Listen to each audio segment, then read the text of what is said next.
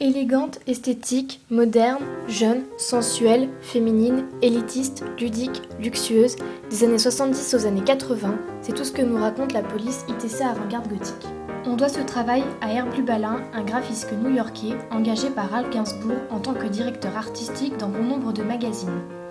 Le duo avant-gardiste ont effectué un long parcours constitué surtout de revues érotiques, de satires politiques et de magazines sur le design graphique. Ceci aura permis à Herb Lubalin d'avancer sur le dessin de ses typographies.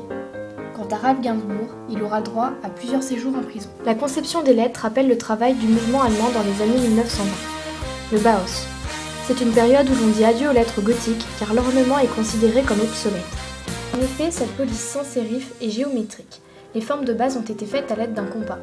Les lettres sont construites de cercles et de lignes épurées, ce qui les rend appropriées pour les titres et les textes courts. Leur surface condensée et moderne conserve la lisibilité de lecture des longs textes. ITC avant-garde gothique a été reprise énormément de fois pendant les années 70 et 80 pour des logos, des revues, des pubs de voitures, mais aussi pour de la laque à cheveux.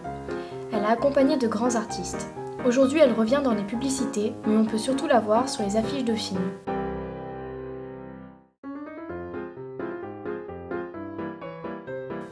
L'élégance et le luxe de ITC avant-garde gothique feront peut-être d'elle un jour une grande célébrité.